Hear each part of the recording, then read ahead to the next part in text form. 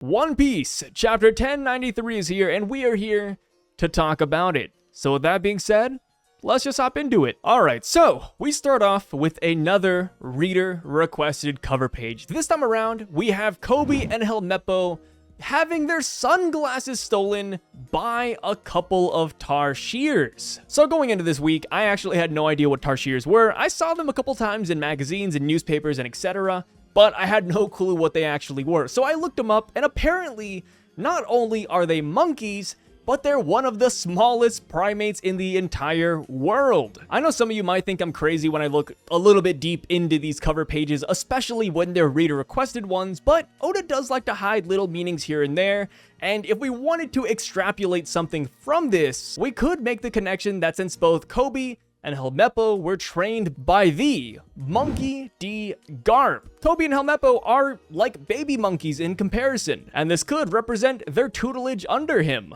It's either that or Kuramame, the person who requested this to be drawn, just really likes Tarshirs. Now, into the chapter, we have Luffy holding Kizaru like a kid's toy. Luffy ends up throwing Kizaru out of Egghead Island, and I'm just gonna say it, but Kizaru is a complete enigma. A couple of chapters ago, he did get pretty dang serious when it came to Sentomaru, to Vegapunk, and this whole mission. And of course, that makes sense, because this is a moral dilemma. Kizaru doesn't want to kill his old friends, but Kizaru also believes in his job and justice. So Kizaru's at a crossroads. He gets more serious. He actually drops his slow speaking pattern. But in this chapter, against Luffy, against Gear 5th Luffy, he brings it back. I see some people saying that this is Kizaru pretty much saying that Luffy is just so far below him that he doesn't have to get serious. I don't think that's the case. I really just think that outside of that moral dilemma, this is just how Kizaru is. He is the slow-talking character that we know and love. And even during a fight, he's still gonna be that person. So Kizaru talking slow, Kizaru saying, "Whoa, go easy on me, Luffy," to me at least, isn't a sign that Kizaru isn't taking Luffy seriously whatsoever. And I know that sounds wild since I am an Admiral fan and I wish the best for Kizaru and the rest of them, but that's just kind of how it is. It's kind of like how Luffy in Gear 5th laughs at everything. Kizaru, while fighting or while in everyday circumstances, just so happens to talk slowly and to be a little bit of a goofball. TLDR, what I'm trying to say is that we really shouldn't power scale people based on their weird speaking patterns in anime. So yeah, Luffy ends up tossing Kizaru across Egghead Island, and this is when everyone around starts to make their move. Atlas wants to go downstairs to get the Pacifista back under our command, and Vegapunk, even though he knows it's a bad idea, also volunteers to go down there because on the monitor he sees the young jewelry Bonnie is in need of help, which I just gotta say is a pretty big switch up from the Vegapunk we were introduced to at the beginning of this arc.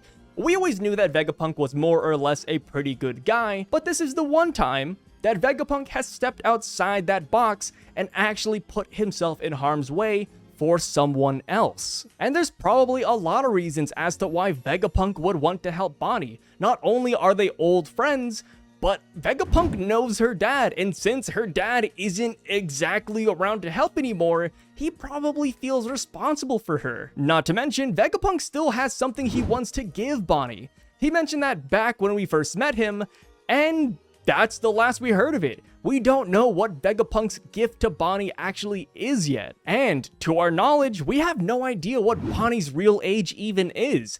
In an SBS, Oda said that Bonnie was 22 years old, but he puts an asterisk there and says that that is because of her devil fruit, and that her real age is more or less hazy. So there is a pretty good chance that she is a youngster, and Vegapunk feels like he needs to protect her. So now that Vegapunk is going down to the Fabrio phase, Sanji and Frankie end up tagging along with him. For Sanji, it makes a lot of sense because he wants to help a lady in need. And then for Frankie, he just straight up feels responsible about what happened to Bonnie. And boom, here we have it, our rescue squad. And I'm just gonna say it right here, but I am really interested to see what happens with these two characters more so than what happens up on the Labo phase right now. Because while the Labo phase is pretty concrete with Zoro and Lucci and Luffy versus Kizaru, the bottom floor is going to be a little bit of a mystery, since that is where Saint Saturn is, along with 9 Vice Admirals. You can catch me on any day of the week, and I will admit that Sanji and Frankie could probably handle the Vice Admirals.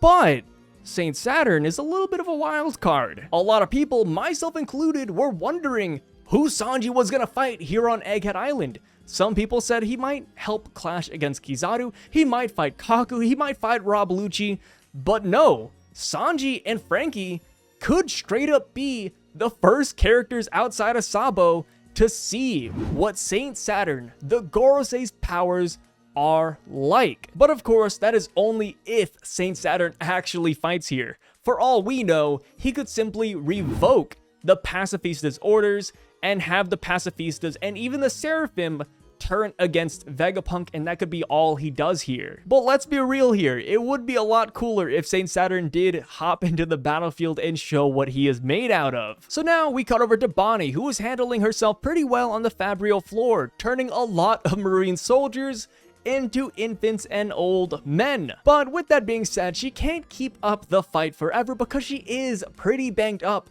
from being kicked into the security dome and falling from a sky island all the way to the ground level of Egghead Island. But thankfully though, Sentomaru, who just so happens to be around the area and surviving at 1 HP, ends up catching Bonnie, thus cushioning her fall. In this one arc, I've become a big fan of Sentomaru. Oda hit us with the backstory, Oda hit us with the loyalty, and now Oda hit us with Sentomaru's version of nothing happened. Sentomaru, time and time again in this arc, has proven to be completely selfless, and we love to see it. So hopefully, when Sanji, Frankie, and the Vegapunks make it down here to the Fabrial phase, we put Sentomaru in the Vega tank and take him back upstairs with us, because the last thing I personally would want is for Sentomaru to be captured after all of this. So now, following the chapter chronologically, of course, we see Zoro and Lucci exchange a bunch of blows. They're both huffing and puffing, and not only is Lucci in his awakened form, but Zoro now has flames coming out of his swords as well. These flames very much remind me of Zoro from the anime, where when he just beats King, you know, he throws out his swords and declares himself as the King of Hell, and you see the green flare around his swords. This is what that reminds me of, and that's super freaking cool. And what makes this even better is that he starts using Haki on them, because we have him clashing against Lucci, and you can see that all of his swords are white. And then the next time we see him in the panel, he turns all 3 of his swords black. And not just that, but you can even see the black lightning coming out of it. With this chapter being titled Luffy versus Kizaru, I'm really just hoping that next chapter it's going to be titled Zoro versus Lucci, because that would be kind of cool, right? Seeing how Zoro has grown and what his new abilities might be would be pretty dope, and also seeing how Lucci would perform against all of that. Also, shoutouts to you guys in the comments, because I didn't even notice this my first time around, but Lucci actually acknowledges Luffy as an emperor now as well, because during this clash, they both exchange a couple of words, and Lucci says, "I think it will be worthwhile to kill the number 2 of an emperor," which is vastly different from Lucci's mindset going into this arc, where he straight up says that he doesn't acknowledge Luffy as an emperor yet. So yeah, after Lucci got a taste of Gear 5th and saw what he did to the Seraphim, Lucci said, you know what? Luffy is an emperor. Now I see how this guy beat Kaido. Sadly though, that is where we end off this week's portion of Zoro versus Lucci, but thankfully we still have Luffy versus Kizaru underway. We cut over and we see that Kizaru, after being thrown by Luffy, is about to hit the ocean. Kizaru doesn't give a singular crap whatsoever. He has his arms folded and he simply just teleports back to Egghead Island using his Yasakani no Magatama, a technique we have seen many times in the series. But this time around, Kizaru takes it a step further and ends up creating multiple clones out of this. And these clones just start chasing Luffy with their swords. It is a really goofy sequence, and Luffy handles this very well. He ends up lining them all up and then using a Dawn stamp to send them all packing. What happens though is that he notices that Kizaru isn't even here. He's not present. Kizaru doesn't care about this fight quite yet. He's actually too busy choking out Usopp. If you're an Usopp fan, just wait till Elbaf, I guess, because it is not looking good for Usopp today. And here's the thing, right? Usopp versus Kizaru, of course, Usopp stands no chance. But why add the extra disrespect of choking him, right? Like, we could have at least pointed the light sword at him, right? Like, hey, where's Vegapunk, Usopp? But no, we straight up gave him the chokehold instead. What's cool though is that Brook is on the side holding his sword up against Kizaru, which we could look at as a callback to Sabaody, where Brook was actually stabbing Kizaru multiple times to get him off of Zoro.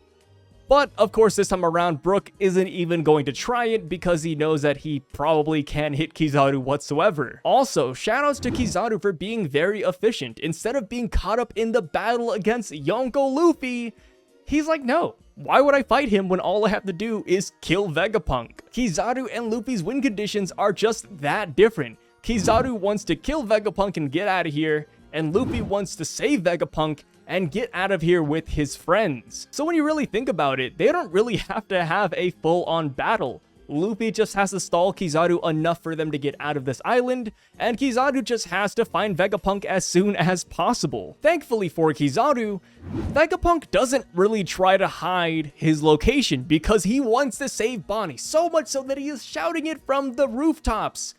And he's also riding the Vegapunk 8, which is very loud apparently. Also, now that the Vegapunk 8 has been revealed, I feel like this just backs up the idea that everything Franky has created thus far, Vegapunk has a superior model to it. Because going into this arc, we saw a giant shark, which is akin to Franky's shark submarine, and then we had the Vegaforce 1, which is a better version of General Franky, and now we have the Vegatank, which you could look at as a better version of the Brachio tank that Franky also has. So since Vegapunk's location is now revealed to Kizaru, Kizaru teleports to the nearby cliffside and pops a squat while he beams his best friend down. Thankfully though, Luffy is there to save the day yet again, and he ends up eating the beam that Kizaru shot out. Luffy says it is pretty dang hot, and he ends up exploding from the laser beam. Well, exploding, I don't know if is the right word, but he expels the laser in multiple directions. And you know, that seems pretty painful. I do wonder how Kizaru's light beam compares to Kaido's Bolo Breath, right? Because Luffy got hit by Kaido's Bolo Breath, he said, whoa, that's really hot. And he got hit here, and he's like, whoa, that's also really hot. Like, I really wonder which one is hotter, fire or light beams. I'm not the scientist, so you guys, if you know the answer, please let me know down below. And that, my friends, is the end of Luffy versus Kizaru for this chapter. And now I want to pass the question back to you guys. How do you feel about this fight so far? Is it living up to your expectations? Who do you think has the upper hand? And do you think Luffy and or Kizaru have gotten serious yet? I would love to hear what everybody has to say down below. And now, on to the final parts of this chapter. We have the Vegatank making it down to the Fabrio phase. I don't know why, but the Vegatank is actually a really catchy word and it kind of rolls off the tongue. But they make it down there. Atlas gives the order to the Pacifista, bringing them briefly back to our side. And we end off the chapter with Saint Saturn staring menacingly. And boy, did I get some shivers down my spine when I saw Saint Saturn at the end. And then I remember that Saint Saturn was last seen inside a marine ship, and he is probably just staring at a wall. Unless he did get out of his ship and he's now on the Fabrio phase as well, which I wouldn't be surprised about. But yeah, Saint Saturn is here, and he will pretty much render all of Atlas's work fruitless, since he does have the highest authority here on Egghead Island, an authority higher than even the OG Vegapunk. So pretty soon, the Vice Admirals, the 30,000 Marines, and Saint Saturn aren't going to be the only things Sanji and Franky are going to have to worry about, but they'll also have to worry about the 50 pacifistas that are now surrounding them. Thankfully though, there are still a lot of wild cards that could come into play that could really help out our boys down on the Fabrio phase. Like 1, the ancient robot from 200 years ago, since he is now awakened, and 2, Caribou. because Caribou can definitely take out everyone here. Not really, but Caribou's here. He's somewhere around the area. And who knows, he might actually show up and be very beneficial. And not just that, but I do want to remind you guys that a full day has passed. The newspapers have spread that Luffy has besieged Egghead Island. So there is still a very good chance that the Straw Hat Grand Fleet, Sabo, Dragon, name whoever you want, but someone could come over here and assist the Straw Hats against this massive army. So now, there are a couple of small things in this chapter that happened that I do wonder if it'll play a bigger role later in the story. But first up, we have Edison. He is still in the control room, and from what we know, he partially disabled the security dome so that the Vega Tank 1 can go downstairs. But after that happened, he says that he is locking down once more, so the security dome is about to pop back up. But now, if something were to happen to Edison, Vegapunk, Atlas, Bonnie, Frankie, and Sanji won't have a way to come back up until the security dome goes down once again. So hopefully, Brook, Nami, and Usopp can protect Edison very well. Because imagine if Kizaru comes down there and kills Edison, because let's be real, these Vegapunks are very fragile. If somebody were to destroy Edison, it would take a hot minute until the security dome goes down, and Sanji and Frankie are gonna be stranded downstairs. The second interesting thing that I noticed in this chapter is that Lilith is now tasked with bringing the Thousand Sunny all the way to the end of the island. I feel like putting Lilith in this role and putting her inside of Frankie Shogun makes a lot of sense, weirdly enough. I wonder if Oda planned this out, because Lilith was actually the Vegapunk who was piloting the Vega Force 1, not only in the previous chapter, but also at the beginning of this arc. It seems like Lilith is actually just the mech pilot of the Vegapunks. So with her expertise and knowledge, I really do wonder if she will upgrade the Frankie Shogun while she's making her way to the end of the island to meet Jinbei and the rest. And also, wow, I didn't know the Frankie Shogun could actually lift up the Thousand Sunny and just start running around the island. That was actually kind of breaking news to me, to be honest. And now the next thing I want to talk about is Robin.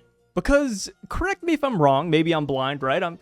My eyes aren't that good, but Robin isn't in this chapter. Of course, Kaku isn't in this chapter, and Stussy isn't in this chapter, but Stussy is injured and Kaku is inside of a bubble. Robin is uninjured to our knowledge? I mean, Chopper was here, Brook was here, everyone was here except for Robin.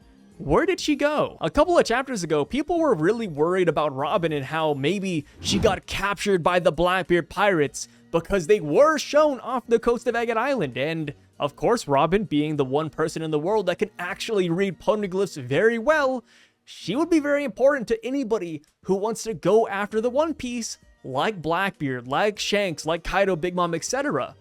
So maybe she did get captured.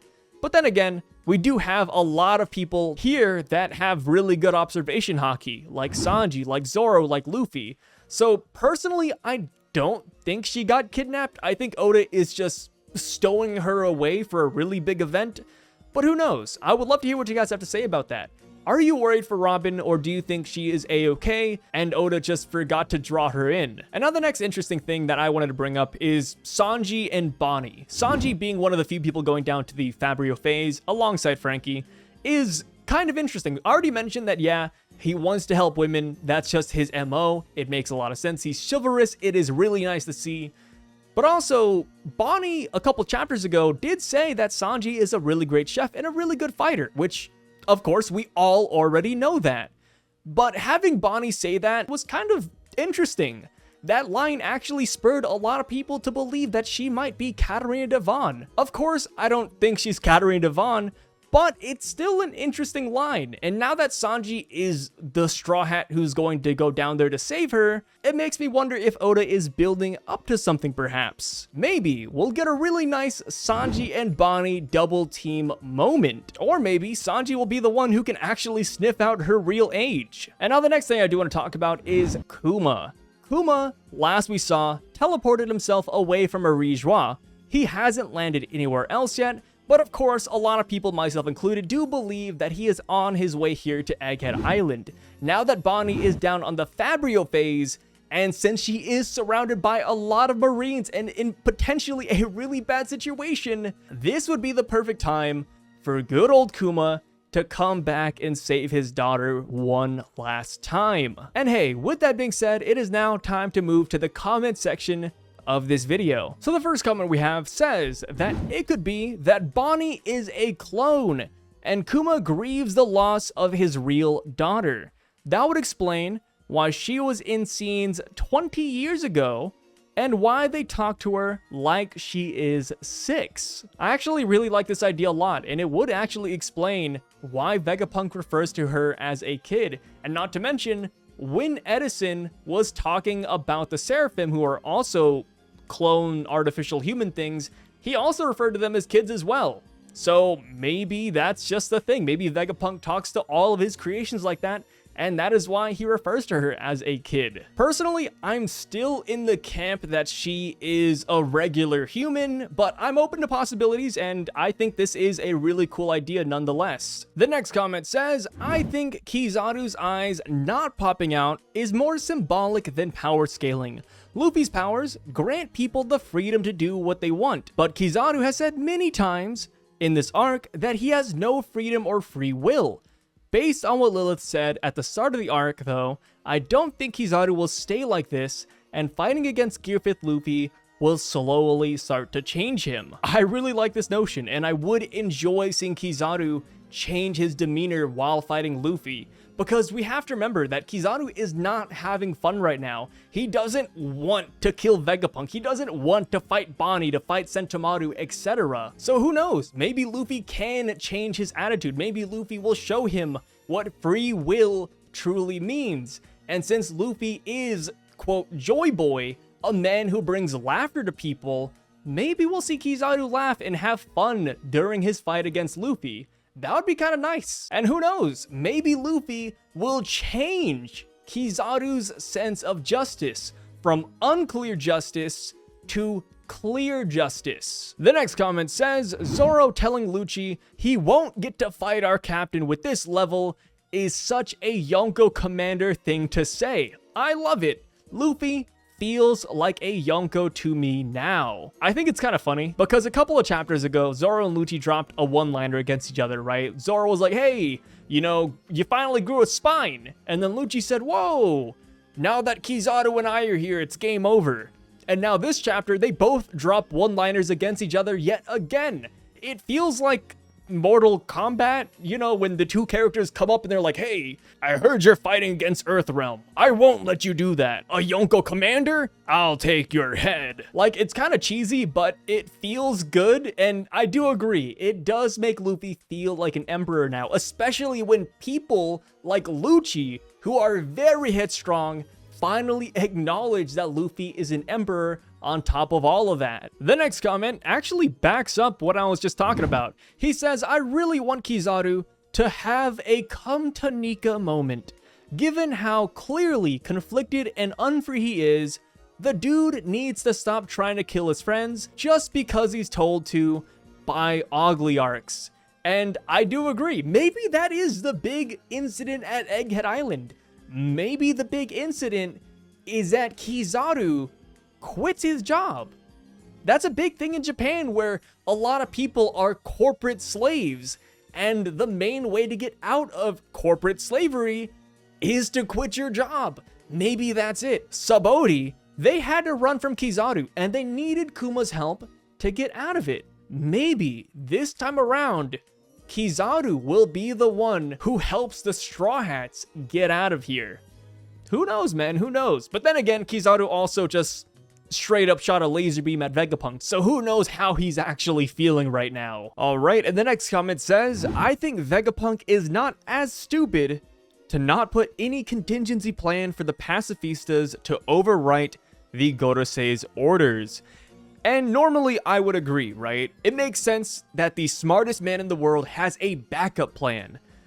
But if that was the case, I think that would alleviate too many problems. And I know that kind of seems like a cop-out answer, but it would just make Gorosei Saturn's appearance here seem less impactful. Like, imagine Saturn shows up and he's like, hey guys, you're under my control now. And then Vegapunk says, no, no, no. And then they just go back to helping Vegapunk. It would make Saturn seem more underwhelming. So it's kind of hard, right? We either throw Saturn under the bus or we throw Vegapunk's intelligence under the bus. But for Vegapunk at least, maybe the Gorosei were watching him and tested out this feature to make sure they had the highest command beforehand, because the Gorosei are the ones who employed him. And now the last comment says 95% chance that Saint Saturn is glaring at the ancient robot. 5% they put mayo on his sandwich and he hates mayo. Alright, and now the real last comment. When the Straw Hats rescued Bonnie, wasn't she a child? And this is referring to Bonnie when she was stuck in the warm eddy. And actually, yeah, a lot of people did believe that this form of Bonnie is her real form because she's a kid, water, devil fruit, all that good stuff. And personally, with this chapter, I am starting to believe more and more that Bonnie is indeed that age. But it's hard because Bonnie would technically be the most mature kid we've met thus far. Like, when you think of a kid that is whatever age that is, I think like 12, 8, whatever, you would think that they act more like Momonosuke or Tama or more like a little kid in One Piece. But with how Bonnie has been handling Kuma's backstory, Vegapunk, this whole island, how she survived on the water for 2 years with the crew, it's really hard to believe she is maybe 8 to 12 years old. That is why I really enjoy the latter theory where Bonnie is a clone. Bonnie was a clone of a little girl who has this devil fruit, who ages herself up to the mentality she's supposed to be, if that makes sense. But yeah, I really enjoy all these Bonnie theories, and I'm really excited to see what Oda does with Bonnie, because to me, she's still a complete mystery. Like, for a second, think about Bonnie outside of Egghead Island. Is she going to join up with the Straw Hats? Will she travel with Vegapunk? Will she try to go after the world government, join the revolution? Like, she has so many doors open to her that it's really hard to predict what she's going to do. Vegapunk, we can look at him and say, oh wow, we're gonna probably drop him off at the next island. With Bonnie though, it's hard to tell. Is she going to be dropped off at the next island, or is she gonna become the next Law of the Crew, where she sticks around with us for a long while? But yeah, with that being said, thank you guys so much for watching this video and sticking around until this point. I really freaking appreciate it. And if you're wondering, Sai, it was dark a minute ago. Why is it daylight now? It's because my camera died and I ended up taking like a 3-hour nap. The recording of this started at 5 a.m. and now it is 8. So yeah, my sleep schedule is completely messed up. But anyways, if you have the time, please consider commenting, liking, and subbing down below. I would really freaking appreciate it. And shout outs to the channel members and Patreon members here on the side. You guys are the freaking best. And I will catch you guys on the next chapter of One Piece. My name is Sai, and I am signing out. Peace.